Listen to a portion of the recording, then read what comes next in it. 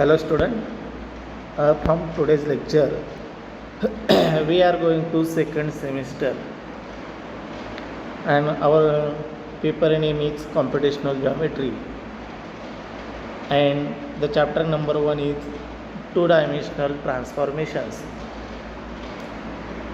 Transformations means थोडक्यात change.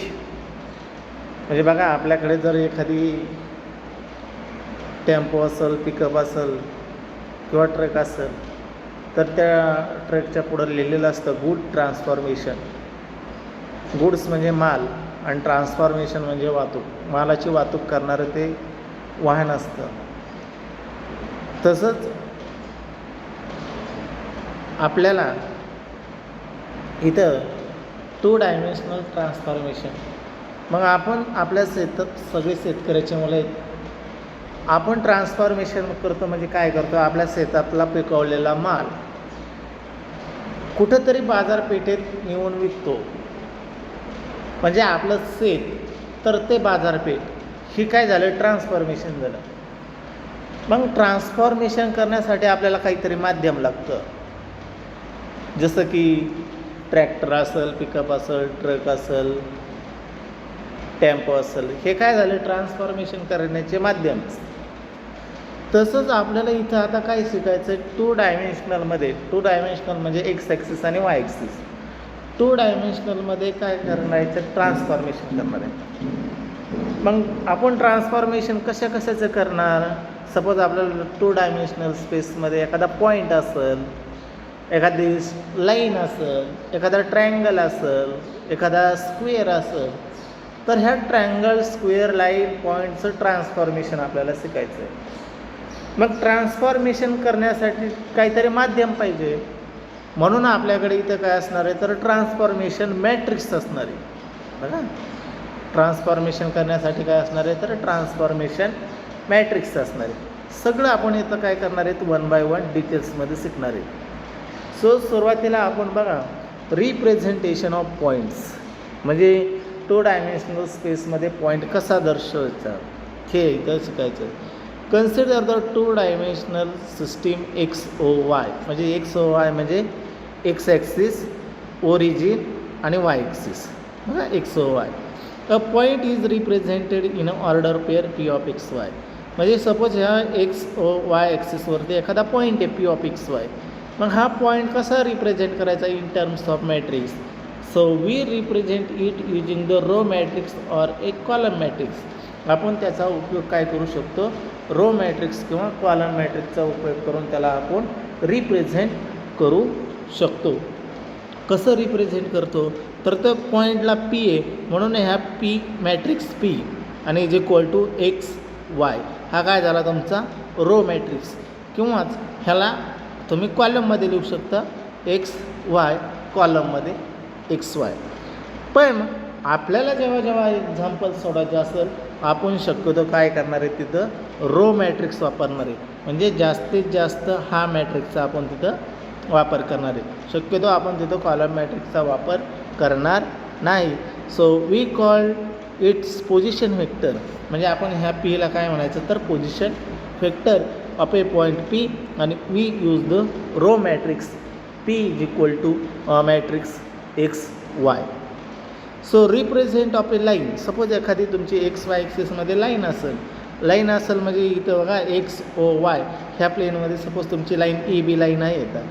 आता इथं ए बी लाईन आहे म्हणजे इथं एक्स आणि वाय कोऑर्डिनेट असेल, इथं पण एक्स आणि वाय कोऑर्डिनेट असेल.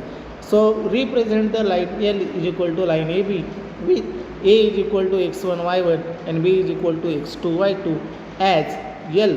बघा, मॅट्रिक्समध्ये एल आणि is equal to matrix column matrix A B आणि column matrix A B is equal to x1 y1 x2 y2. म्हणजे एचे कॉर्डिनेट असतील ते x1 y1 आणि बीचे कॉर्डिनेट असतील त्याला x2 y2.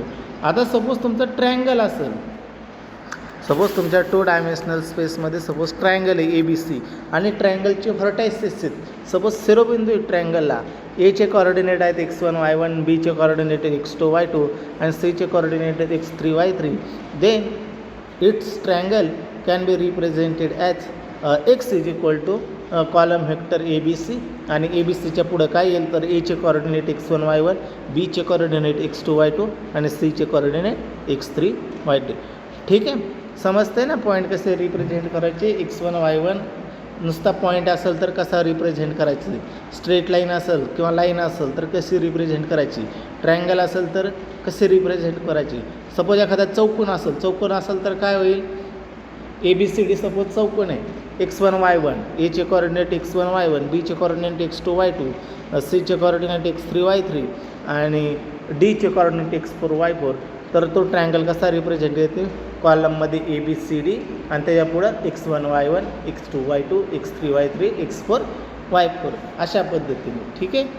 So transformation of A matrix, transformation and matrix म्हणजे आता ट्रान्सफॉर्मेशन करायचं आहे. म्हणजे बघा मी तुम्हाला आधीच सांगितलं, ट्रान्सफॉर्मेशन जर करायचं असेल तर काहीतरी माध्यम लागतं आणि आपल्याला सपोज एखादा पॉईंट ट्रान्सफर करायचा आहे तर तिथे आपल्याला काय लागणार आहे तर त्याच्यासाठी ट्रान्सफॉर्मेशन मॅट्रिक्स लागणार आहे. The change in object by performing the mathematical operation on coordinates, this changes are called transformation. Every linear transformation is a matrix transformation. बघा तुम्ही लिनियर अल्जेब्रा शिकलेला आहे फर्स्ट इयरमध्ये. लिनियर अल्जेब्रामध्ये तुम्हाला बघा मॅट्रिक्स बरेच आहेत बघा, row echelon form, spanning set वगैरे वगैरे वगैरे बरेच काय. म्हणजे व्हेक्टरमध्ये 50% चॅप्टर हा मॅट्रिक्सवरती आहे. म्हणजे बघा every linear transformation can be express as a matrix form. So let T is equal to matrix T is a geometrical operator which gives the geometrical transformation. म्हणजे मॅट्रिक्स ट्री हा काय तर आपला ट्रान्सफॉर्मेशन मॅट्रिक्स असणार आहे of object in 2 dimensional space आणि T is equal to a general transformation matrix आणि general transformation matrix आहे ABCD. लक्षात ठेवायचा हा general 2x2 transformation matrix, general 2x2 transformation matrix is ABCD. मग ट्रान्सफॉर्मेशन ऑफ ए पॉईंट बघा आता इथून पुढे खरं तुमचा इंटरेस्टिंग सिलेबस, खूप इंटरेस्टेड असा हा पेपर आहे परत. आता तुम्हाला इथं समजायला खूप सोपं जाईल, पण याचा तुम्ही अभ्यास केला तरच हे तुम्हाला परीक्षेला सोपं जाईल. आता transformation of a point, suppose तुम्हाला एक पॉईंट ट्रान्सफॉर्म करायचा आहे, सपोज पी पॉईंट तुम्हाला ट्रान्सफॉर्म करायचा आहे. कुठं ट्रान्सफॉर्म करायचं आहे, सपोज पी स्टारला ट्रान्सफॉर्म करायचा आहे आणि तो कशाने ट्रान्सफर करायचा आहे तर ट्रान्सफॉर्मेशन मॅट्रिक्सचा उपयोग करून ट्रान्सफर करायचा आहे. Let P of X Y be a point in 2 dimensional space and P star is a transform point of P, then P star is equal to matrix P into transformation matrix T. बघा हे equation तुम्ही हा पेपरचा syllabus complete होस तर म्हणजेच तुम्ही जोपर्यंत ह्याची परीक्षा देत नाही तोपर्यंत हा फॉर्म्युला हा इक्वेशन विसरायचं नाही. काय असतं P star matrix P star is equal to P into transformation matrix T आणि पीची value suppose matrix x y आणि transformation matrix general transformation matrix ABCD.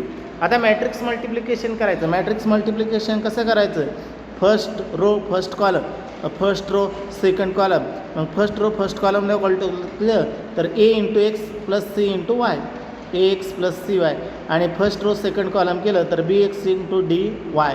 So X star Y star is equal to AX plus C Y आणि BX plus D Y. म्हणजे ह्याच्यावरून transform coordinate काय होणार तर X star is equal to AX plus C Y आणि Y star is equal to BX plus D Y. बरं मग आपण एक एक्झाम्पल घेऊ. ट्रान्सफॉर्म द पॉईंट, हा पॉईंट ट्रान्सफॉर्म करायचा using the matrix T is equal to 1 1 3 1. ह्या point आपल्याला ट्रान्सफॉर्म करायचा आहे.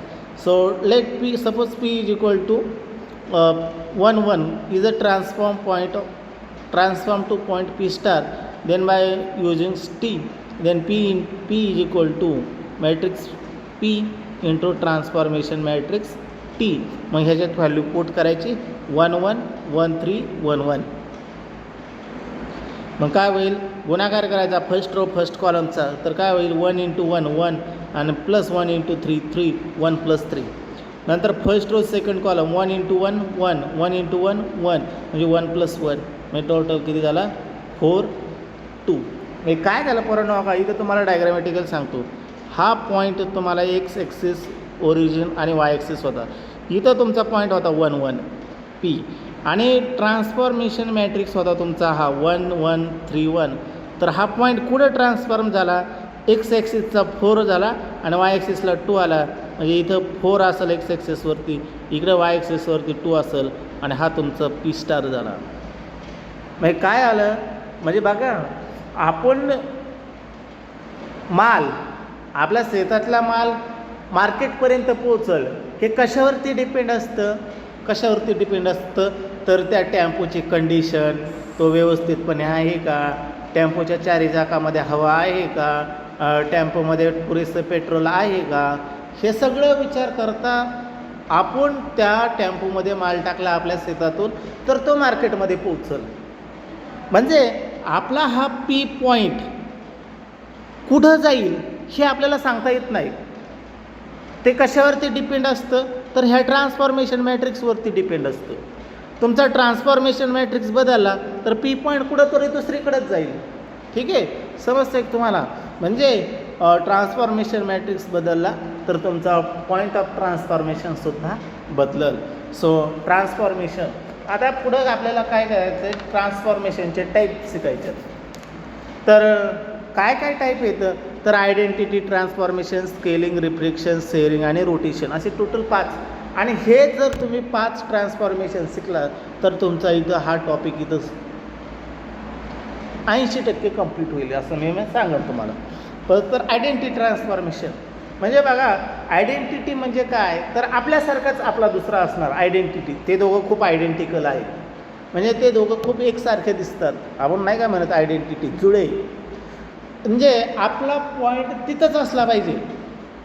म्हणजे for identity transformation matrix T = 1 0 आणि 0 1. म्हणजे 2.2 सपोज इथे एक्झाम्पल घेतलं P = 2 5 तर 2 5 हा पॉईंट तिथंच ट्रान्सफॉर्म झाला पाहिजे 2 5ला. मग बघा then P star = P × transformation matrix T 2 5 × 1 0 0 1 आणि गुणाकार केला मॅट्रिक्सचा ह्या तर 2 × 1 5 × 0 2 आणि 0 × 2 आणि 5 × 1 5. म्हणजे P स्टार आणि P काय झाले सेम झाले, म्हणजे त्यांच्यात काहीच बदल झाला नाही. म्हणजे त्याला काय म्हणायचं आयडेंटिटी ट्रान्सफॉर्मेशन. मग जर आयडेंटिटी ट्रान्सफॉर्मेशन असेल तर त्यासाठी मॅट्रिक्स काय असायला पाहिजे 1 0 0 1. आता पुढचं आहे स्केलिंग. तर स्केलिंगचे खूप महत्त्वाचं आहे बघा हे स्केलिंग. तर ह्या स्केलिंगमध्ये टोटल 4 प्रकार आहेत. स्केलिंग म्हणजे बघा थोडक्यात आपण चेंजेस कसा करतो मल्टिपल चेंजेस. तर आपण हे सगळं डिटेल्समध्ये बघू. Note that diagonal entries produces a scaling. बघा तुमचा जो मॅट्रिक्स आहे ना ABCD जनरल त्यातला A आणि D हा डायगोनल आहे, AD हा डायगोनल आहे आणि B आणि C हे नॉन डायगोनल आहेत. म्हणजे AD हा काय करतो तर स्केलिंग प्रोड्यूस करतो. मग आता स्केलिंग बाय एक्स कॉर्डिनेट. बघा स्केलिंगचे कॉर्डिनेट कसे टाईप आहेत, scaling by X coordinate, scaling by Y coordinate, scaling both axis X and Y axis आणि स्केलिंग युनिफॉर्म स्केलिंग असे टोटल 4 आहेत. तर आपण 1 बाय 1 बघू. Scaling in X coordinate by factor A. जर तुमचं एक्स कॉर्डिनेट फक्त बदलायचं असेल, वाय कॉर्डिनेट आहे तसंच ठेवायचं असेल, म्हणजे scaling by X coordinate by factor A, then transformation matrix is A 0 0 1. Let P star = P × transformation matrix T. So XY × A 0 0 1. आणि मग काय झालं AX आणि Y गुणाकार करता यायला शिकला पाहिजे तुम्हाला. आता गुणाकार सांगणार नाही मॅट्रिक्सचा. A × X Y × 0 AX आणि X × 0 आणि Y × 1 Y. म्हणजे इथं बघा हा पॉईंट काय झाला XY पॉईंट फक्त काय झाला Y ॲज इट इज आहे तसंच राहिला, पण एकच्या ऐवजी काय झालं AX झालं. म्हणून ह्याला काय म्हणायचं scaling of X coordinate by factor A. पुढचं आहे scaling in Y coordinates by factor D. Scaling in Y coordinate by factor D म्हणजे एक्स कॉर्डिनेट आहे तसंच राहिला पाहिजे आणि वाय ॲक्सिस स्केलिंग झालं पाहिजे बाय फॅक्टर D. मग अशा वेळेस तुमचा ट्रान्सफॉर्मेशन मॅट्रिक्स असला पाहिजे 1 0 0 D. आणि मग बघा कसं होतं transformation P star is equal to P into transformation matrix T X Y into 1 0 0 D गुणाकार करा X into 1 Y into 0 X आणि X into 0 Y into D Y. म्हणजे इथं काय झालं, एक्स कॉर्डिनेट आहे तसंच राहिला आणि फक्त स्केलिंग कुणाचं झालं तर वाय ॲक्सिसचं स्केलिंग झालं. म्हणून ह्याला म्हणायचं scaling in Y coordinates by factor D. Next third scaling in X and Y coordinates by factor A and D. म्हणजे इथं काय झालं पाहिजे, रिस्पेक्टिव्हली शब्द आहे पुढं. म्हणजे एक्स कॉर्डिनेट एने स्केल झाला पाहिजे, वाय कॉर्डिनेट्स डीने स्केल झाला पाहिजे. म्हणजेच हे थोडक्यात हा तिसरा आकडा काय आहे तर वरच्या दोन्हीचं कॉम्बिनेशन आहे. मग ट्रान्सफॉर्मेशन मॅट्रिक्स काय असणार आहे तर A00D. मग काय होईल transformation P star is equal to P into transformation matrix T आणि एक्स वाय इंटू A00D. म्हणजे काय होणार AX into X D Y, A into X into A, Y into 0 0 into X आणि वाय इंटू डी. म्हणजे काय होणार AX D Y. ठीक आहे. So next uniform. युनिफॉर्म म्हणजे दोघांचं सारखंच. Uniform scaling in X and Y by factor A. So T is equal to ह्यावेळेस A00A आणि P star is equal to P into transformation matrix T. So X Y A00A. So X हे गुणाकार केलं तर x into ए आणि Y into 0 0 म्हणजे x आणि ए into 0 Y into A Y A Y. So खाली एक रिमार्क आहे बघा, हा रिमार्क आता तुम्हाला परीक्षा MCQ टाईपचे म्हणजे तुम्हाला MCQ परफेक्ट असले पाहिजे. जर if scaling factor A comma D is greater than 1 then expansion of object is observe. म्हणजे बघा इथं मी खाली डायग्राम काढलेली. सपोज हा तुमचा स्क्वेअर आहे, ABCD हा चौकोन आहे आणि ए आणि डी जर पॉझिटिव्ह असतील, एकपेक्षा मोठे असतील, नॉट पॉझिटिव्ह, ग्रेटर दॅन 1 जर असे असतील तर तुमचं हा छोटा ऑब्जेक्ट आहे आणि त्याचं ट्रान्सफॉर्मेशन झालं तर तो ऑब्जेक्ट मोठा होतो. बघा म्हणजे जर तुमचं ए आणि डी जर एकपेक्षा मोठा असेल तर ह्याच्या विरुद्ध दुसरा if scaling factor A comma D less than 1 then contraction. Contraction म्हणजे कमी होणं.